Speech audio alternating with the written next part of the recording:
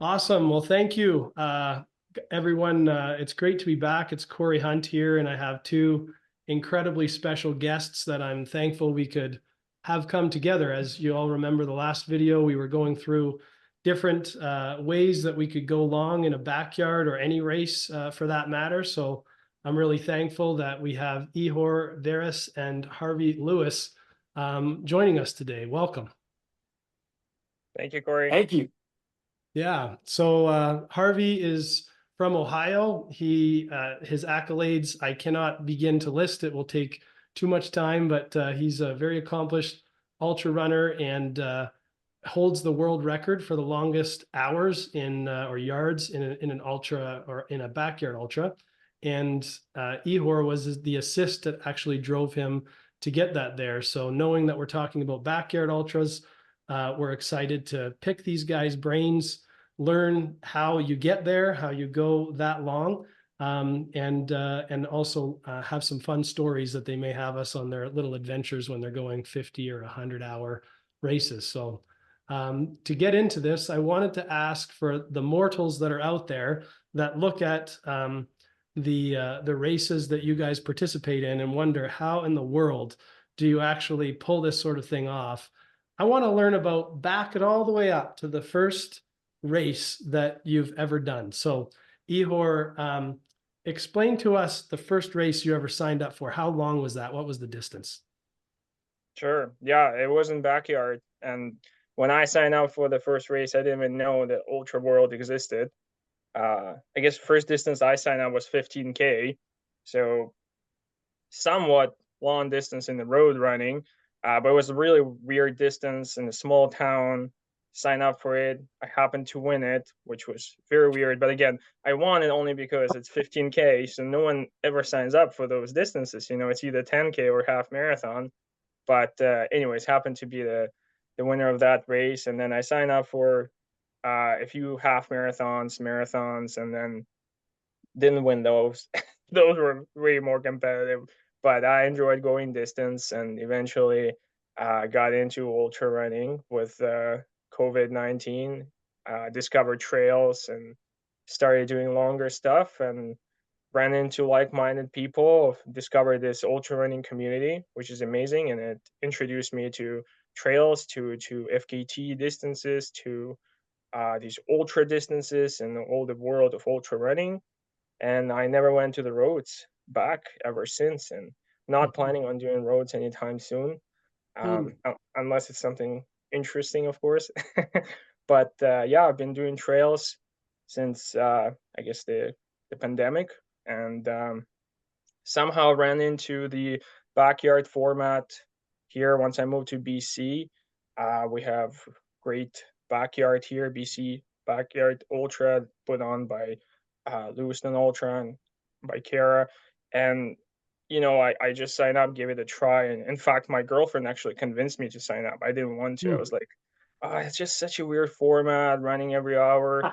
Sounds boring, same stuff every hour. But she's like, you know what? Give it a try. The worst is gonna happen. You're gonna DNF and you'll never do it again. And yeah, so we ended up where we ended up. So I truly enjoyed it. I found found it very interesting to go deep into the realms of your own pain caves eventually, and trying to figure out how to navigate there. And I'm still a student in the game, and I'm learning. Every race gives me more and more experience, Mm-hmm. and I'm learning from people like Harvey himself. That's the best way to learn, to watch, to observe those the best in the sport. And eventually I found it very interesting in the whole world of ultra running. And I'm enjoying to be a part of this community, part of this sport right now. Mm-hmm. Yeah, it's an incredible community. Like I think there is a difference between, honestly, that I'm not comparing the two in a positive or negative way, but I do believe like the longer ultra community tends to sort of support one another to go further, and we celebrate even like people succeeding going past us and stuff. It's an interesting space. And you have a hat on that says Chilliwack and an accent that isn't Chilliwack, and you moved here from far away land. So where did you move from? It's probably Ukrainian accent. It's not a Chilliwack accent. No, that's right. It sounds more Ukrainian. You're right. That's exactly it. So how long Yeah. ago did you move from Ukraine to Chilliwack? Well, so I moved to Manitoba first. I lived in Manitoba for 6 years. Mhm. And last 2 years I've been living in BC. So just over 8 years Mhm. since I moved from Ukraine. Um, Yeah. yeah, so it's been a long time, I guess. It feels like it's been only a few days though. Yeah. Was the 15K in Ukraine or was it here in Canada? No, so I wasn't a runner back home. Okay. I couldn't stand running. I mean, we were playing soccer and basketball, but running on the track, oh, I couldn't stand it. I didn't like it. I mean, I was a walker all the time. We walked to school from school with my mom, and we didn't have a vehicle, so that was okay. But I wasn't a runner, wasn't a competitive runner, didn't do track or cross country. Started running here in Canada after I moved. Just try to get into some sports that help me with to clear off my mind. And Hmm. running is very affordable. It's cheap. You need a couple runners, and all you need just that just runners. And I got into that sport, and I discovered my passion. Sometimes it takes years to, I guess, figure it out, and for Hmm. me it did take 21 years to find it, but eventually I Hmm. found it. So now I'm surfing that wave, That's of awesome. joy. It's Well, amazing. you're hitting all the right waves, whatever you're surfing. I can tell you that. It's awesome. So Harvey, how about yourself? What was the first race? I'd just like to say, like, it's really special what Ihor is doing. I mean, honestly, like and of course he's like the one of the most humble people that you could ever meet, like Courtney Dauwalter. He's really got this special aura about him. But it's pretty remarkable because he just got into this the trails in COVID, and like he's had a meteoric rise. Yeah. I mean, of course, he just completed Barkley marathons. He first of the finishers. He was first place in like the Hurt 100. Um, this summer I did the Canadian Death Race, and he would have gotten the record there, but there was a missed mark in the course, and I didn't hear him say one word of complaint about the whole thing. He beat me by more than 2 hours there. I mean, it's like really exciting to see like all how many amazing things he's done in such a short time, and and then just his passion for it is really just incredible. So Okay, Harvey, that's enough. You stop being no, you're it's true being too though. nice and kind. No, it's true. It's No. very true. I mean, every time I meet you, I like you more and more. So it's like, It's it's mutual. like Thanks, Harvey. the first encounter I had with you was actually in that Canadian Death Race, and we were running like the first mile at like a 6 minute pace, and I'm like, all right, I'm like, Eeyore looks like he's just out for a casual jog, but That's it's been fun. It's been fun. yeah. Yeah. So how old were you when you came over to Canada? When you first came over 8 years ago? Yeah, so I was 21 years old. You were 21. Yeah. Yeah. It's pretty amazing. And then you did you got into to running on trails just in the midst of COVID. Like just kind of like it was a great place to like take yourself. Yeah, because you got to be. So we were supposed to self-isolate, and you're not Yeah. supposed to be on the pavement because it's not socially responsible. So, but I needed that mental health tool, to run. So I figure out that, okay, well, there's trails there where there's no people, so I can be alone. No one is gonna see me there. And Mm. that's how I started running trails. And then I was like, wow, this is so cool. I mean, this is much better than running roads, in my head. Yeah. Right. Yeah, and That's then I ran into, our great community, which is again going back to what Corey said, that one of the most forgiving communities you can find in any other sport. No matter how fast or slow you are, you're allowed here, because you're here to challenge yourself. You're not going against someone else. You're here to be better today than you were yesterday or last month, and that's what's so cherished in this ultra running community, and that's why I love to be a part of it. But stop changing topics, Harvey. You gotta talk about your journey. So, where did you start? Your story is way Yeah. more interesting. No, no, no, no, no. It is a different track. Mine took a long time to like climb and climb and climb. But my first race that I would do, I started running in middle school. Like I would do like middle school track. I did in like 8th grade. Right. And up to that point, like I had tried out for the football team and I was like 3rd string defensive tackle. Yeah, so pretty much the coach didn't know where to put me. So it's like defensive tackle. But one thing I did like about like football was I actually liked the conditioning, and I liked I actually liked running. So I ended up doing track in like middle school, and I'd normally come in towards middle of the back or back of the group.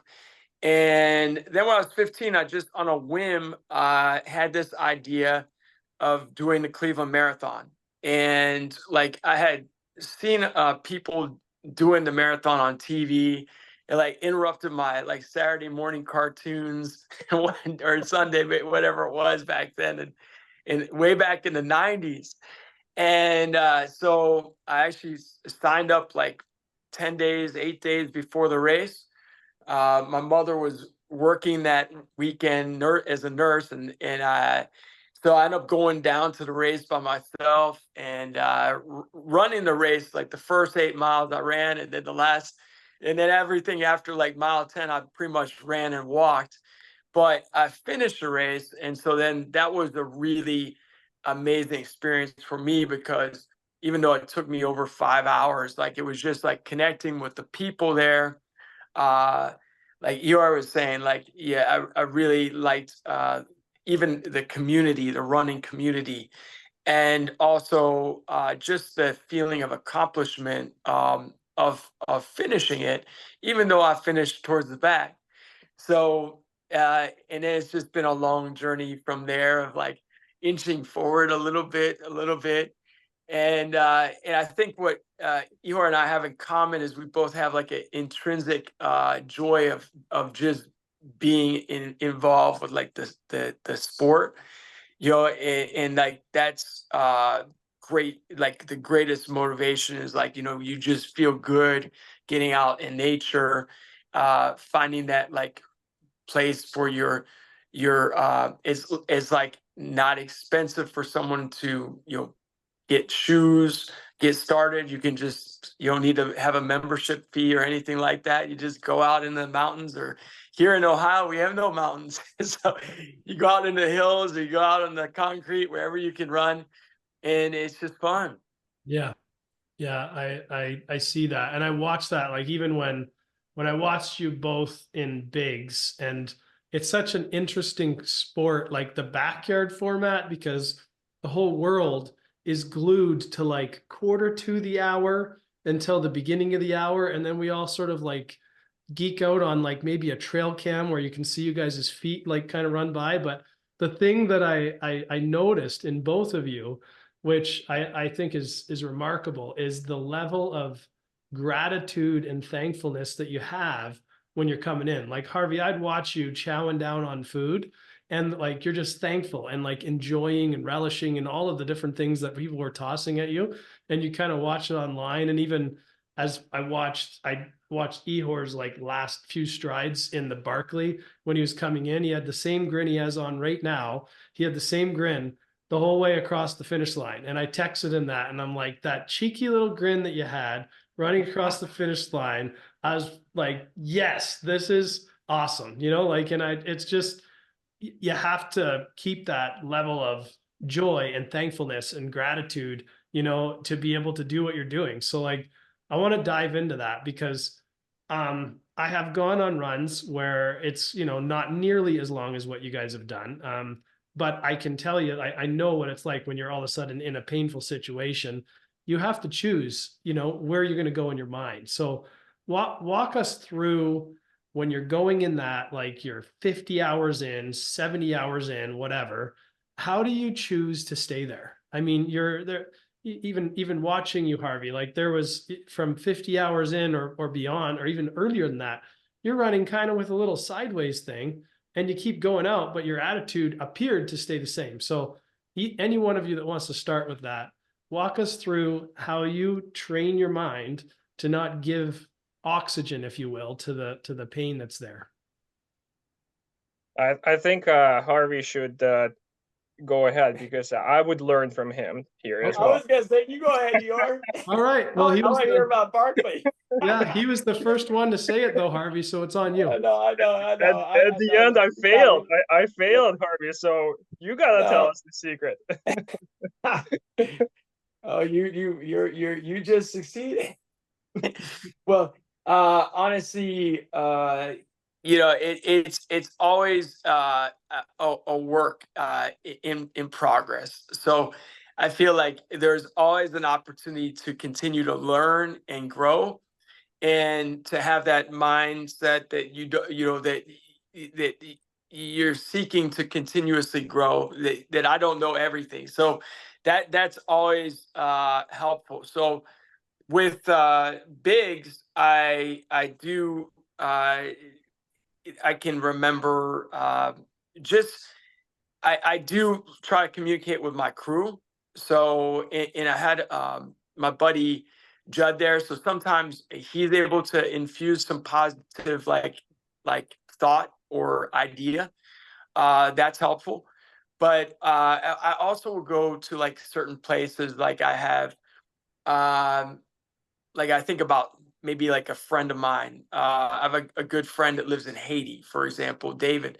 And so I think about, we have a good bond, a good friendship. And I think about like how he has a very much a daily, much more challenging circumstances than I do. And because of like the conditions there.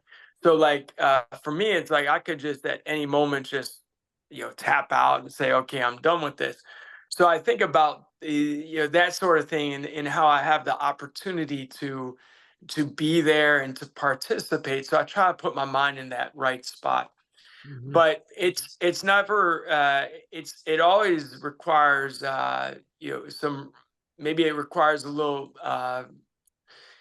different approach in different races. Because I think in Barkley, where one of the areas I failed on this year was in my mind, I didn't keep it in a really positive spot, like on the second loop. And I kind of like got sort of a defeatist mindset, I feel, which is not my norm about the navigating. So it's so it just, that reminds me that like, okay, that happened to me. Now what am I going to do differently to approach that next time? So like I always think about that. And it's not always easy. Not every run is easy. Even like today, I ran home from work and I was feeling like just I don't know, for today I just felt like sort of energy lift. So I got like 1.5 miles. I'm like, I need some food. So I literally stopped, bought a bunch of like food, chowed down. Then I kept going, went on home. But I had to also like, my mind was just kind of tired. Like, so I had to think, okay, I'm like, I started to break it down by like mile by mile. And sometimes you have to do that, like just because of wherever you are with whatever it is. And it just, but I feel like it could be different by different races. And also it's something that you can't take for granted. Like you still have to kind of tweak it and work on it, and like continuously try to grow. That's really good. That's really helpful. How about you, Ihor? Yeah, I totally agree with Harvey. And for those listening to us, like I think Harvey will agree, like we're not really any different or special. We don't have any special physical skills, or we're not physically gifted or more gifted with than anyone else. I guess it's all work in progress, just like Harvey said. We're always students of the game. I'm definitely a student because I just started, and has been doing it for so many years, and he's still saying that he's a student. Well, it means a lot. It means it's a continuous, learning from experience, from more racing, from more encounters, with those tough situations. And just like Harvey said, um, you know, we all get tired. I mean, I'm telling you, sometimes after a loop 6, 7, 8, I feel tired, because you already run 42, 50 kilometers. Okay, well, it's building up, and after going into the first night, we're all feeling sleepy, and it's not like we're not, we're feeling completely okay and it's easy for us. No, it's not easy. It's hard. The very first night is hard. Second night is hard. It's every next hour is hard, but we're not thinking about the whole picture. You're staying focused. You're having that kind of tunnel vision, and you're focusing on that particular hour. You're focusing on that particular loop, or if needed, you're just focusing on that particular step, and you go one step at a time. And before you know it, you start clocking all those miles. You start clocking all those hours. Another thing that helps me sometimes, after completing a certain milestone, I think about it. So, say if I completed 24 hours of backyard, I tell myself, hey, you did 24 hours. You will never have to do those 24 hours again. And you're kind of tricking your mind a little bit and saying, okay, I don't need to do that. That's it, done. Or when I did the Barkley loop, like, oh, I did that first loop. I will never have to do it again. That's it, done. So there's a lot of learning. I mean, it all gets mental at certain point. You can train as hard as you want. You can have huge training blocks where you're super strong physically. Eventually you're going to get tired. Eventually it's going to hurt. Eventually your muscles are starting failing. Your bones are hurting. So it's all about, your body is basically telling you, giving you all these signals. Hey, you're in pain. I think you're pushing too hard. So it's time to stop. And that's where the mental games start playing. Because when your brain, you start telling your body, say, hey, I know you're in pain, but just hold on a little bit. Let's do one more loop.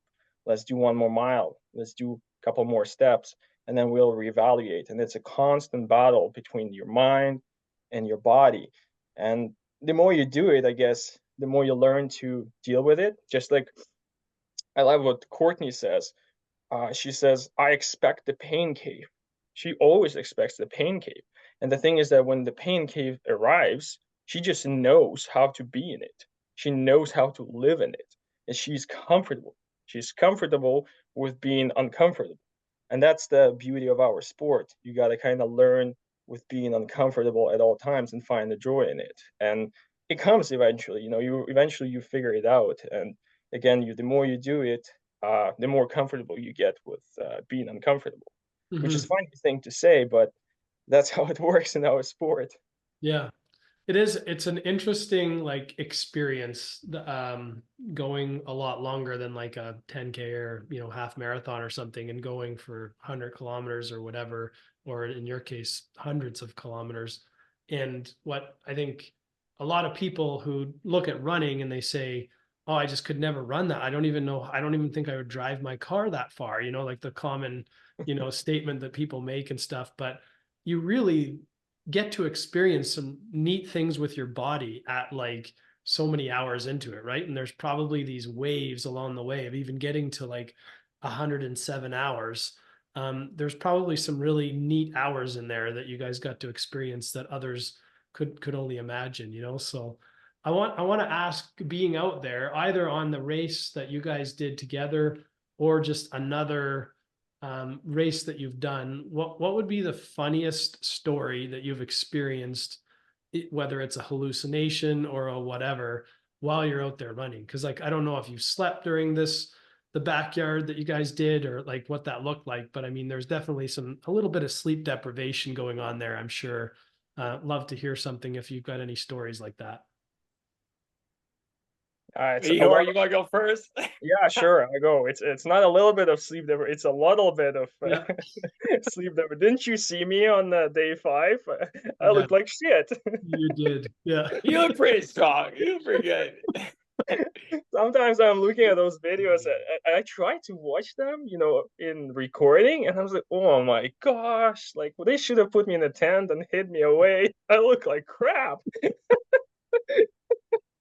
Oh man, Ah, good times. But yeah, the funny story, I don't know if Harvey remembers it, but actually, so on day 5 when we were running on the day loop already, so I was so sleep deprived, and I don't get hallucinations usually when I'm sleep deprived, but mm. I figured that I do get confused and I kind of forget what I'm doing and where I'm going. So I had to ask my crew Marina to remind me which way to go, kind of show the direction, what I'm doing. At some point, It's I so was just following. crazy. It's funny because at some point I was following Harvey because I didn't know what I was doing, and I thought that Harvey knows what he's doing. I hope that he was he Yeah, knew what he's doing because I was following just him at I that know. point. The man that could like cover the Barkley course with like a blindfold, you know, it's amazing. Yeah, what the sleep deprivation can do. Yeah, yeah, it is crazy. And so at some point, so I was so confused that when there were only Harvey and myself left at the end, when Bartos dropped out after 104, in my head, I actually thought that Harvey and I were on the same team and we already won. And I told Harvey that, I remember that, but Yeah. I was so, out of it. And Harvey was also sleep deprived too, so maybe he didn't hear me, and maybe No, I. I heard you. I was like, but I wasn't sure what you meant by it. I was just like, no, we just gotta keep on going. I was Like, like, Harvey, we're in the same team. We already won. Why are we running? And that's we, why we I just keep actually going. stopped on the loop 107 at Laz's booth there. And I Yeah. asked him, like, what would you do? Because I thought we're in the same team. Ah, So ah, and I was like, yeah. why are you pushing us against each other? We already won. Ah, Like, yeah. This and is he's amazing. like, That's great. this is the last man standing format. You gotta keep going to this. No, that's great. That's Oh, good. yeah, yeah. So, Yeah. and then I was like, oh, I guess we're not on the same team. We gotta keep going. And I was like, oh, okay, shoot, I gotta, I Dude, gotta I go chase know. Harvey because he already like a mile ahead of me by then. Oh, you almost caught me on that loop too. You moved. That was a funny story. It's funny and That not funny at the same time because that's how you're so sleep deprived. And I actually remember even night 4 at the end of the night 4, just before whatever 100 loops mark. I remember I ran to that turnaround because it's on the road, so it's out and back. I ran to that turnaround and I stopped there because I was like, shouldn't I grab something and bring it back? How am right, I gonna right. prove last? I actually ran to this Yeah, turnaround point. So I'm no. standing there, and I remember Phil Gore ran around this cone because it's not a cone, it's Yeah. like something on the road. So he ran back, and I looked at him, and he didn't pick anything up. And I'm like, oh, I guess I don't need to bring anything. Let's just Yeah. follow him. Right. So I Yeah. ran back. Oh boy, it was so crazy. It's funny that I Yeah, remember it, that I that was is. delirious. Yeah, it is really wild. Like I have like a lot of memories of like really finite details. But I have a really funny story is very similar to that from Australia. So this summer I was in the Dead Cow Golly race, which had Phil Gore, Sam Harvey, a group of really great runners, and we were into like, I guess it was beyond 3 days, and I had that same sort of experience like in the fourth night where I forgot what the heck I was doing. Like I was like, I know I have to go out to one because it was a different nighttime setup. Like with bigs, you go out and back, Yeah. which I feel like that's sort of straightforward. But for this one, it was like a T sort of model. You had to go like down, make a turn, get onto this road, and then go out to the right, turn around, and then come all the way back, and then turn around there, and then come back. So it's like a T model. So I'm like going out, and I'm like, I don't really remember. I just feel like I have to go this way, but I forgot why the hell I'm doing it. So, I mean, it only happened like a couple laps. Maybe actually may have only been one lap that happened. And it was just funny. And then ultimately, when I went out in that race, I made it, I think, like about 375 miles. And I was struggling. I had like a situation during the daytime where I had like not taken fluids in for like a couple laps, and I like got dehydrated, and I was just like coming in just by like minutes for a long while. And I just like, when I ultimately went out, I was like, okay, Phil, Sam, you guys got it, go for it. And this was like out in the middle of the road, out a ways from everyone. And once they left, like I went into this deep hallucination where I started seeing like these grass people, like the grass turned to people, the trees came alive. It was like a scene out of like Stranger Things. Like everything Wow. became sort of colored. The sounds were really super sharp. And I would like kind of fall asleep for like just like a microsecond and like wake myself up while I was standing. And yeah, it was really interesting because I didn't have anything like that experience at Biggs, like not even like very super mild, like any type of sort of hallucinating, like a light is shade of light is something else, but it was like nothing like that. And yeah, I've never had anything like that before or after. It was just a really bizarre experience, but it wasn't like frightening or anything. It was actually kind of funny and sort of like enlightening, that I didn't even know that you could have that sort of experience from running.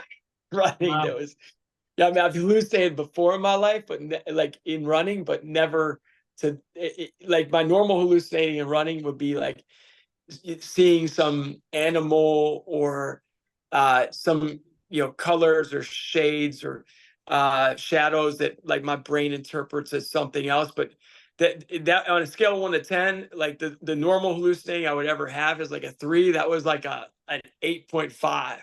9. It was like, yeah, it was wild.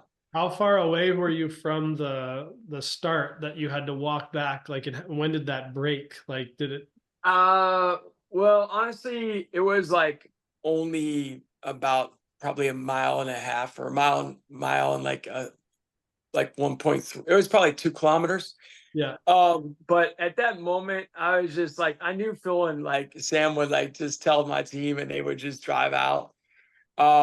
And like, I just was like, I was just done. So I was like too tired to like, even if it was life or death and I felt like I had to walk out of there, I would have. But I was like, my mind just like had shut off at that moment.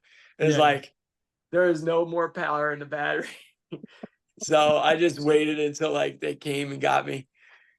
That's amazing. That I've never experienced anything like that. I hope to one day, to push myself far enough to see some kind of grass people and stuff like that. And I'll send you. Yeah, that took like about a long time in coming for that one. I'm not sure if I'll ever see something like that again.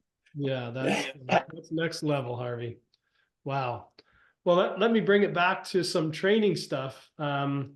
Harvey, you have like a unique rhythm in your training world. I want to dive into that a little bit. And then like, you both are participating in a number of races through the years. So it might look different than somebody that just selects 100-mile or a 50K or something like that in a year. So maybe just explain what, leading into like Bigs, for instance, what did you guys do for your training? But also maybe just walk us through the life of a week of running for you. Like your story is kind of unique, Harvey, kind of how you've incorporated it in your everyday. So, and then I'd love to hop over to Ihor and get him to explain. Yeah, well, I do a lot of variety. Like I kind of pride myself on like the last few years I usually do like I've done like maybe like 9 or 10 ultras a year.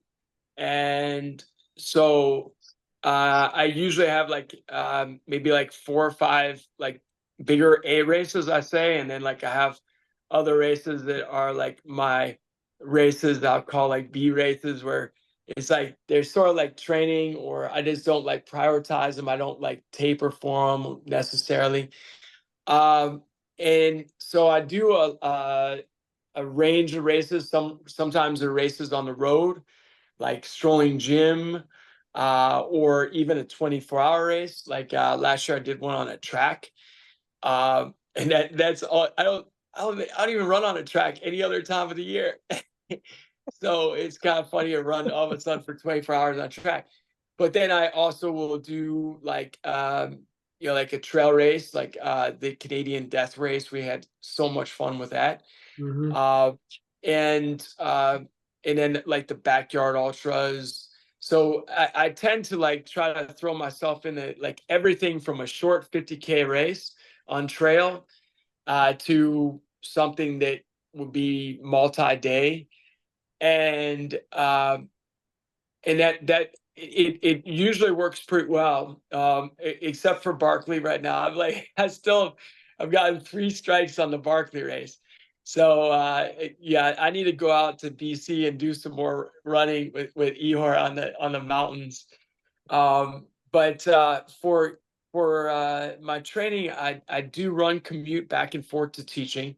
Mhm. So that entails like at a minimum 30 miles a week. But I oftentimes am running more than that, like on the way to or from school, depending on like if I'm in like the peak of my training, or if I'm in like a taper or recovery. So that would definitely be at least a third of my miles. And then I definitely get out and run on the I like to run like the state parks in Ohio. We have some really pretty ones. And so we don't have mountains here. We have like hills that are like 350 feet. So 100 and maybe 20 meters at the maximum, not too big. Mhm. But yeah, I enjoy that. And I do love running with other people too. So I will oftentimes run with like um some groups, and I feel like that's something that it is a strength for me, because I do like running independently and running alone at times, and running with our dog Carly, but also running with other people like that. That always gives me a boost, and I enjoy adding that to my training. And then I do I do yoga, but not like consistently. Like I'll get into, it depends on if a race, I'm kind of build it in to maybe like once every 10 days or once a week. And I feel like that's also positive, just because it's it kind of like can help you with injury prevention. And also my flexibility is the worst on the planet. So if I didn't do yoga, it would be even worse than that. So like the yoga is really nice. And also I feel like for like the balance too, like if you're even like with Barkley, like I felt like I fortunately didn't have, I mean, I didn't make it long enough to really batter myself too much. But the time that I was there, I fell down and things like that, but I didn't injure myself, my ankles or anything like that. And I felt like, the yoga really helps as well for kind of conditioning your body. And then I lift weights, but only like once a week. And Okay. I'll do like push-ups or planks when I think of them with my students. And yeah, I mean, it depends on what else is happening, but my training for bigs was a mixture of road and trail, because I knew that course was like had both those elements, versus like when I'm training for Barkley, I like increased my trail mileage, not to 100%, because I'm still live in a city and I run back and forth to teaching, but otherwise when it was any run that I chose outside my normal like commute, like I would try to always do more of a trail run. So uh that was pretty much my build up to bigs. Hmm. And I also had that race, like I mentioned, Australia, which was in the summertime, where I had those hallucinations, and I yeah, so that was also part of that year in the build up to the race. Hmm. Wow. It sounds like just a constant, you've incorporated it where some people might be building up, selecting 8 or 9 races with 3 or 4 key races per year. You're not able to stop training. You just have to keep going and keep it as part of your life, and allows you to do the things you're doing and run with your dog and your wife. And that's really cool, Harvey. That's inspiring. Yeah, well, thank you. Fortunately, I have a guy who I call Mr. Miyagi, my buddy Andy Shirley. So he does active release therapy. It's it's kind of like a sports massage, but and I usually will see him at least maybe 2 or 3 times a month too. So fortunately, knock on wood, but I don't have any injuries.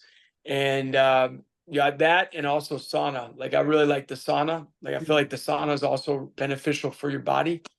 But yeah, I mean, I do have easier periods where I take a taper and a mild recovery after a race. But I do just I enjoy being active, and I'm pretty active year round. That's awesome. How about yourself, Ihor? What's training look like for you? Yeah, yeah. I'll mention that, but before I say that, I just want to go back to whatever Harvey you're doing, you're doing it right. And this, I just want to say, when I grow up, I want to be like you. Thanks, buddy. Like, think about it. For so many years, you've been doing for these gazillion number of ultra races, and you've been injury free. So whatever you're doing, either nutrition or strength training or stretches or whatever you're doing it right. And this is what I tell myself all the time. My goal is to have this longevity in the sport, trying to be injury free, and be like, say, Carl Melter, who's been racing for, just like you, so many years and way longer now, and so many races per year, and he keeps doing it, at this age now, and it's pretty impressive. So I also want to be, how old are you, 28, 29? So in a few years, Yeah, that's right. Thanks, buddy. That's 31, great. 32. Yeah, so it's really cool. I want to, I feel like first your endurance is actually improving with age, but very often it happens that by the time you hit that peak endurance, you're injured. You inflict Yeah. the permanent damage to your body, and you can't really tap into your endurance. So the goal is to have this longevity in this sport where you're taking care of your body, that you listen to your body while you're racing and enjoying the sport. It's great, but it is a big stress in your body. So you got to make sure that you are not only doing good at racing, but you're also good at recovering, right? And Mhm. that aspect, you'll have a long career, hopefully, in this sport, just like what Harvey is doing. Like, when I do like 5, 6 races a year, people say that I over race, and I was like, look at Harvey, he did 9 last year. I'm not over racing. Yeah, that's a good point. But yeah, for me, yeah, I run probably like 95% trails, because I can step out of my house and go Mm. straight into the mountains. I don't even need to drive anywhere. So I'm really blessed and spoiled. And yeah, Harvey, we're having a BC training camp here. So you're gonna come over, and we're gonna Wow, the local mountains here. that's so cool. That's Yeah, cool. so I don't do a lot of miles. Like, I've never had a 100-mile week per se. I usually bank on quality over quantity. And also, I feel Mm. like if I run too much, coupled with a full-time job, I feel tired. And the purpose of training is to get stronger, not actually to get exhausted, not to get injured. Because then after training block comes the race, you're tired. Well, what's the point of your training, right? You want to be in the best shape of your life before the race, not overtrained or under recovered. Those things are um, very important. So I found, 130, 140K like peak week for me is a lot, but granted, I have a lot of vertical gain. I would have 7,000 meter weeks, so that's like 23,000 feet per weeks, and I don't even have to do much. I just get out here and run in the neighborhood, and I can get so much vert, you know, just in my neighborhood. I don't even have to go far. I just run local hills, and I end up having 3,000 feet, just over 10K. And so it's mostly slow mileage, but occasionally I do some speed work for races that do require speed, not like backyard, right? Yeah. Backyard speed doesn't really matter. But the conventional races where you have 100K or 100 milers where speed does matter, and you want to go fast when you can. I do some speed work here and there.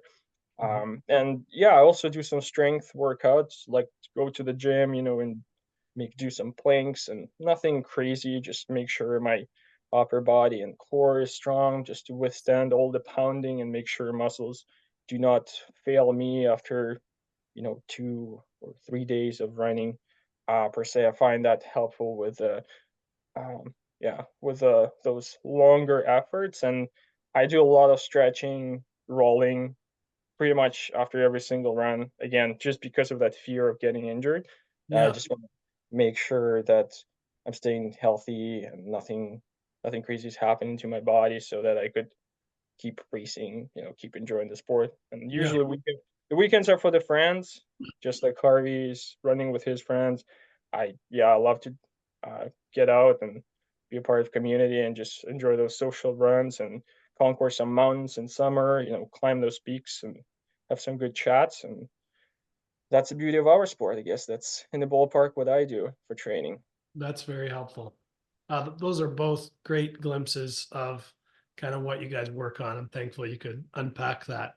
We're almost out of time, but I have just a couple more things I want to make sure we cover. You can answer the first one quickly. The second one, give us a little bit of detail. And then the third one, I want you to inspire everyone listening to this with one last push. So on the Backyard Ultra, going plus 100 hours, do you sleep? Like, what does that look like? Start with Ihor, and then we'll go to Harvey. Yeah, I know Harvey doesn't sleep at all. He can just go for 5, 6 nights, maybe more. But now you mastered that with Barkley. I saw you.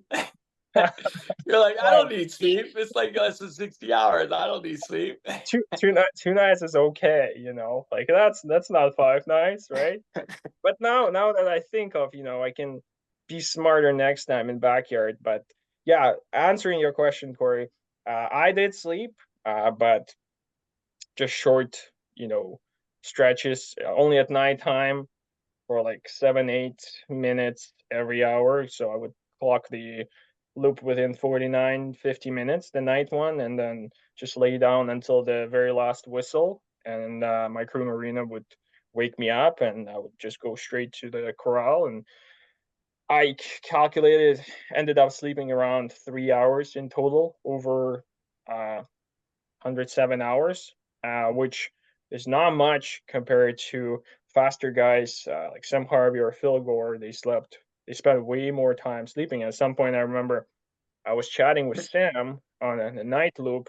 He was telling me that he gets in 20 minutes sleep per loop for like, within 3 hours in a row. And I was like, what the heck? Like, how do you do that? Like, that's impressive. But at the same time, he runs faster, right? So the level of exertion is harder there. So it's something you'll have to balance. If you're going to run fast and you're able to sleep, then good for you, But I don't know. I don't think it's going to work for me. But anyway, so yeah, I was just getting those little 7, 8, 9 minute naps per hour during it at night. Yeah, daytime, I didn't really sleep, or maybe I would just close my eyes, but a little bit. But yeah, basically that's what it is. That's helpful. How about you, Harvey? Yeah, well, like Ihor said, I really didn't get much sleep. So it kind of started for me in this race, like the night before the race. I got like one of my worst night's sleep of ever. So going into the race, like That's the I only secret. slept. Yeah, I know. So now I'm giving away all the Make sure, secrets. here's advice we're gonna give to people: don't sleep Yeah, before the race. don't sleep, just go out, have fun. Yeah, I only got like 3 hours of sleep. Like it was really just not good. Like, so I just pretended that that didn't happen. And then, I think there is positive effect by just laying there, even if with your eyes shut, even if you don't fall asleep. So, I mean, I laid there lots of times with my eyes shut. I didn't fall asleep. I didn't fall asleep until like the fourth night. And I think I started falling asleep like while I was running. It might have just started there. I was just like, like, yeah. So then once I started to be able to fall asleep while I was running, now I could go back to the tent and I just fall asleep for like 1 or 2 minutes. And then I think on the fifth day, I took like 1 or 2 naps for like 1 minute. So I think maybe the whole race, I may have gotten like something under 20 minutes of sleep, like Wow. something like that. That's But sleep, like they said, like Barkley, you don't need all that sleep in Barkley. You did it without the sleep. that's amazing. In an ideal world, it's probably better not to get just 3 hours of sleep before the race, and it probably is a good idea to get more sleep than just a few minutes here or there. But you just have to like roll with whatever you have sometimes. Yeah. So your pace, Harvey, was around like 50 minutes or so, like we were coming in similar to Ihor time-wise on an average, or? It evolved a lot throughout the race. Like I think there were times where I was at that point, but like on the third night, somewhere maybe midway through the night, I kind of like formed this group of runners that we were like just like going together. And it was fun. Like I really enjoyed it. Like there were some runners that I saw that weren't going to make it maybe more than another lap or two. And so we all, it was about 7 of us that grouped together. And then so it was entertaining for me, as well as like it also helped to be a part of a team. And so we were just finishing with like 55 minutes, maybe 54 minutes, which I wouldn't ever have came up with that plan before the race. Like I would have thought that's not a good idea. But at the moment, it seemed like it really worked well, and we had fun. And so the third night, I ended up running like 54-minute laps. And then that worked well that night. So I just kept it going the next night. And that was so I don't know if I would suggest that's the greatest strategy in the world, but it worked well for us. And everything is so individualized. Like Ihor was saying, like I mean, some runners like Phil Gore, they really like thrive off of running like 42-minute laps.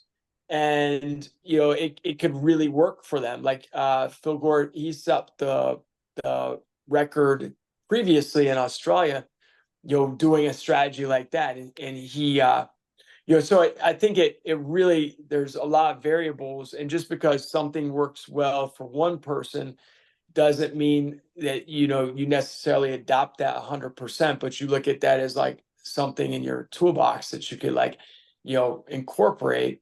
But maybe everyone's like a little bit more, it's kind of important to have your own pace, because like what Ihor runs in the trail versus what I run in the trail versus what someone else runs in the trail is going to be different quotient, different like different formulas, like because like our effort level has to be a certain thing. So so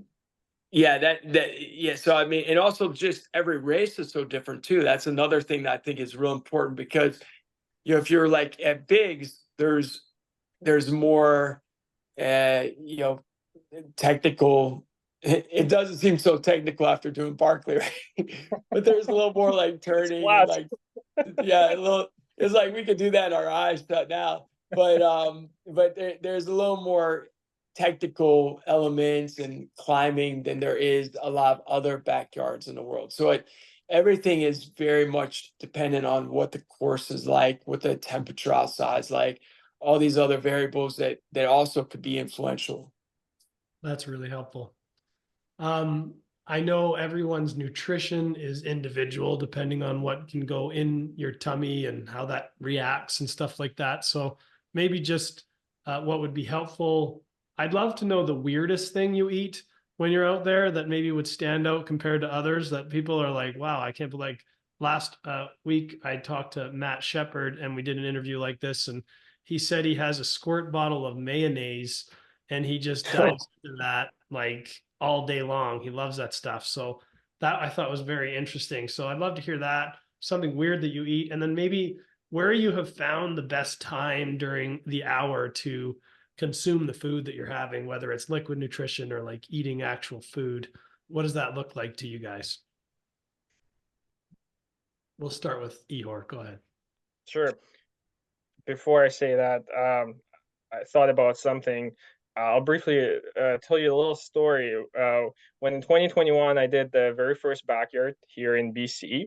So there was not much information about all the pacing. And I mean, it's a new format here, especially in Canada. And it's like, how do we pace? How fast do we go? And well, guess what? We came across at that point, the world record holder, who happened to be Harvey Lewis with 86 hours at that point. It's like, okay, well, Harvey is up to something. Let's just look up how fast he ran. So we came across this sheet with all the breakdown of his pacing. And now our little community here in Fraser Valley was like, let's just run the pace that Harvey did. I mean, he figured it out. So let's just do what he did. And his pace was like 52, 53, 54 minutes. And that's what we did. And we were pretty successful doing that, So, That's awesome. and it's funny, 2 years fast forward, Harvey is a world record holder again. Nothing's changed. So he's definitely up to something, and but again, yeah, it is individual depending on your cardiovascular system and an exertion level. But again, going back to the nutrition, for me, backyard it's a slow form, so I go pretty slow. It means that I can digest everything. My stomach is not, my blood is still going to my stomach, so whatever I put in, it's gonna digest it. So what I usually do when I do backyard, I just eat the same way I would eat if I was not running. I would have breakfast, I would have lunch, I would have supper, and some little snacks here and there. I wouldn't change anything, and in that way, I don't stress my system with some say quick sugars that I wouldn't usually put.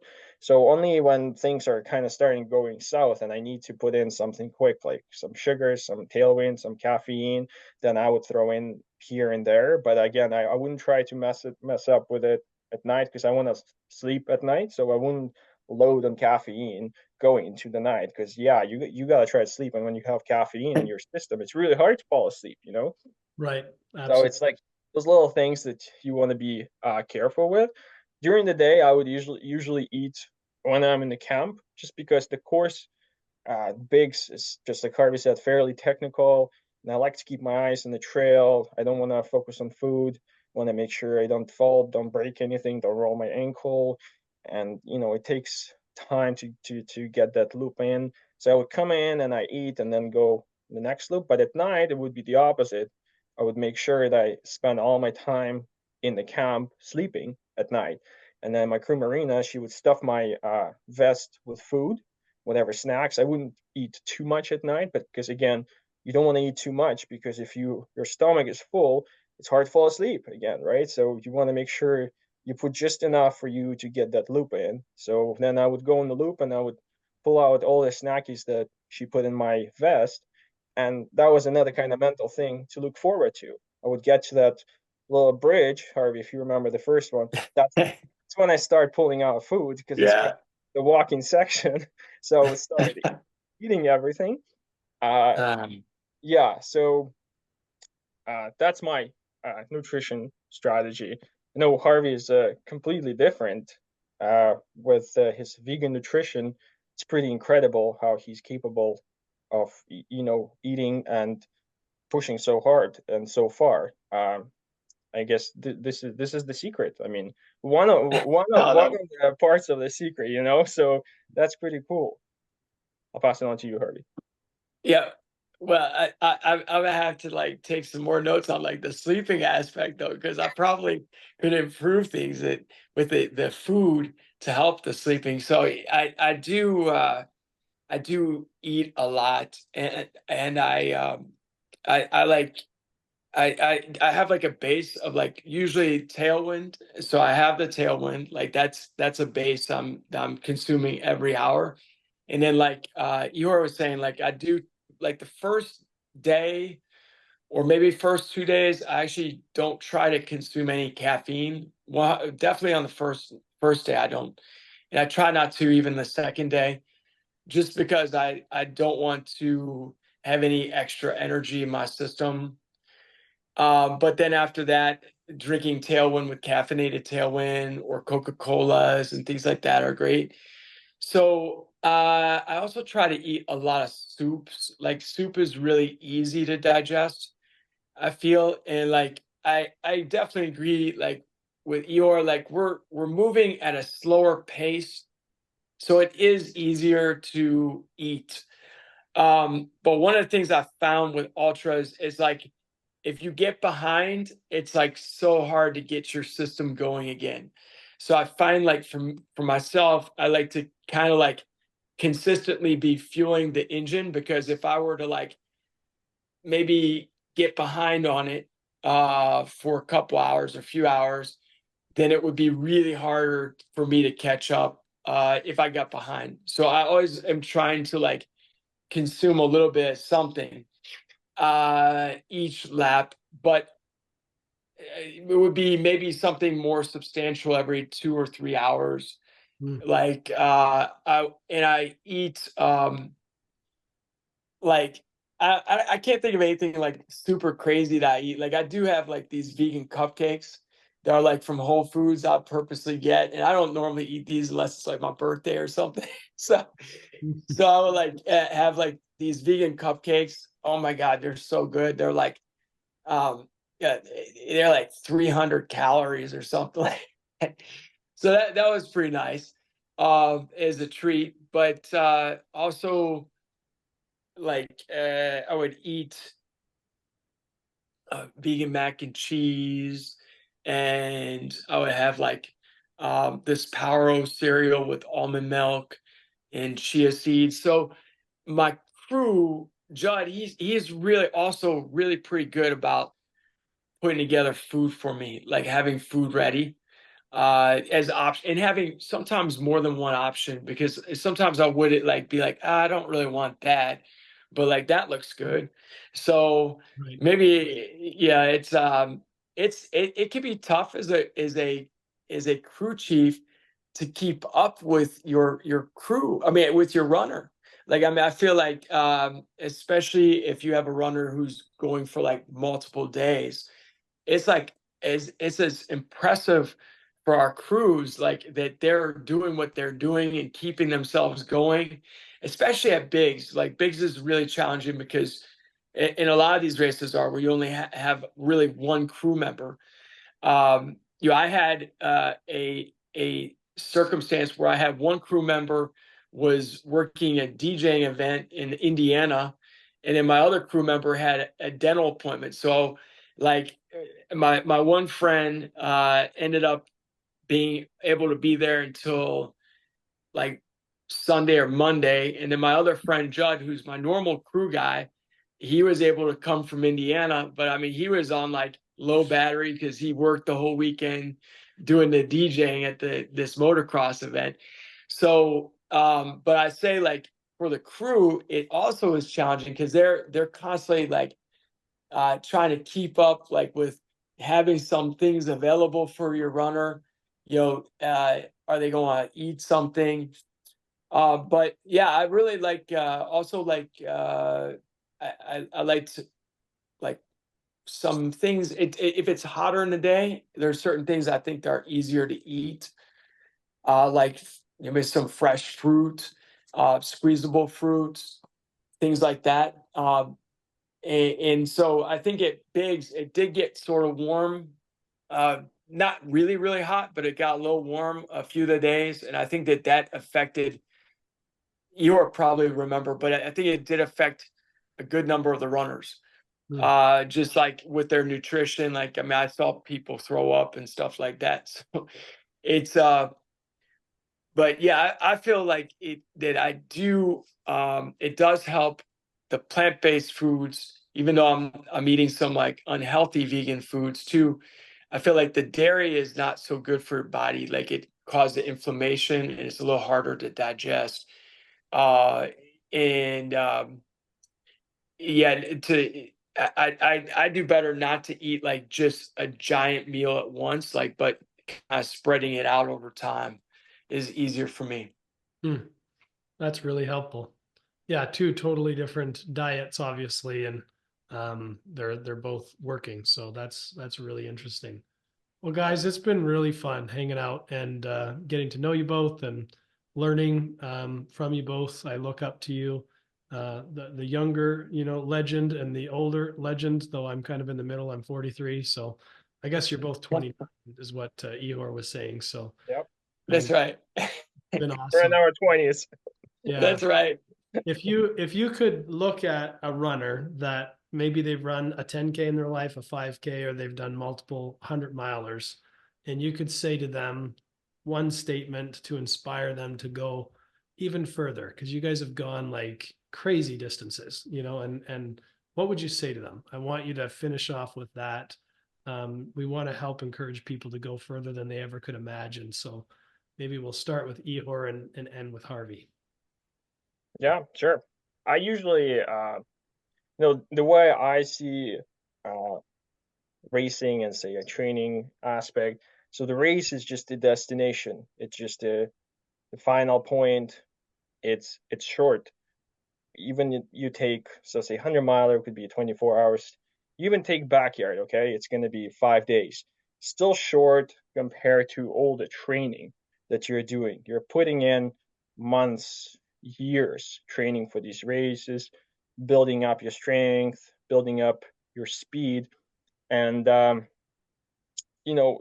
race is just the final part. So I always say to enjoy the journey, enjoy the training process. And when someone is asking me, okay, well, if I'm tired, I can't go any further, like, whoa, what do I do? And I always tell them, and that's what I told myself at Barkley too, when things were kind of starting to get hard. I was thinking about, listen, you put in months, you put in years of hard work. You know what? You can suck up for a couple more hours.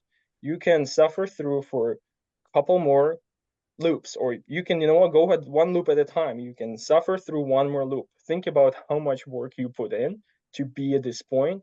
So make that step, do that loop, celebrate yourself, celebrate this fitness of yours, and have fun. That's what I usually say. It's pretty simple. It could be cheesy, but it always works for me. I trick my mind that way, saying, "Hey, dude, you work so hard to be at this point. So why wouldn't you suck up for a little bit longer, so that you could actually celebrate yourself and tell yourself like, oh, this is a great accomplishment. I've achieved so much. I worked so hard, and it paid off." Mm-hmm. That's really good. Thank you so much, Ihor. Yeah. Yeah, I just build off that, like, keeping it fun is so critical, and it's I feel like the 5Ks and the 10Ks can be really fun as well, like for someone getting into that, but it's like an adventure. Like, so I mean, like what Ihor is doing, like getting out into the nature and the mountains. I mean, that's like something that is it's like almost like a spiritual experience. So I feel like the 5K and the 10K, they have their elements that are can be exciting about them as well. But this is like a new experience, a new journey for the person. It's an adventure to go into the unknown, to discover more about themselves. it's like they're going into something that is gonna give them some reflection on their own life, and also make them a stronger individual, mentally, and also like in more ways than one. So give it a shot. Yeah, go for it. Like try something new. And for the backyard's a great way of doing that, because you focus on one lap at a time. So like the first time I ever did bigs, it had not had all the accolades it has today. And back in 2017, and there were a lot of people doing a race that had never run like a half marathon or a marathon. And it was really inspiring to me to see those people going out and pushing themselves in new ways. So I think that there's a lot to gain from doing something like that. Yeah. Yeah. I totally agree with you. I remember last year at the race that we host here in Lethbridge, the Oldman Backyard Ultra, I was running next to a guy, and I think he said he'd never run more than 12 kilometers.